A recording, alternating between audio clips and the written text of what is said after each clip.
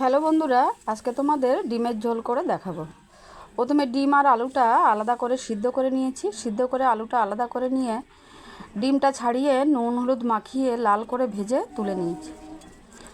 তুলে নেওয়ার পরে ওই তেলের ভিতরে শুকনো লঙ্কা, তেজপাতা আর সাদা জিরে ফোড়ন দিয়ে গোটা একটা পেঁয়াজ ঝিরিঝিরি করে কেটে রেখেছিলাম, ওই পেঁয়াজটা ওর ভিতরে দিয়ে দিলাম।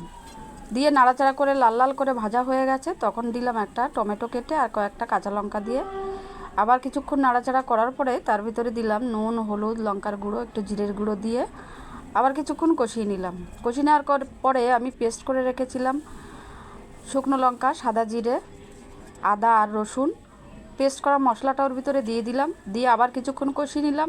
তারপর যখন কষানোর থেকে তেল বেরিয়ে এসছে তখন আমি সিদ্ধ আলুটা দিয়ে আবার কিছুক্ষণ কষিয়ে নিয়ে পরিমাণ মতো জল দিয়ে দিলাম।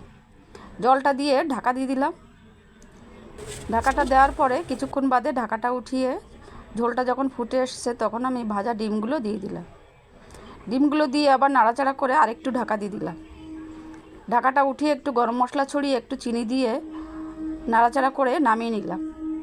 আজকের এই ডিমের ঝোলটা তোমরা বাড়িতে করে খেয়ে দেখো, কেমন লাগে কমেন্টে জানিও।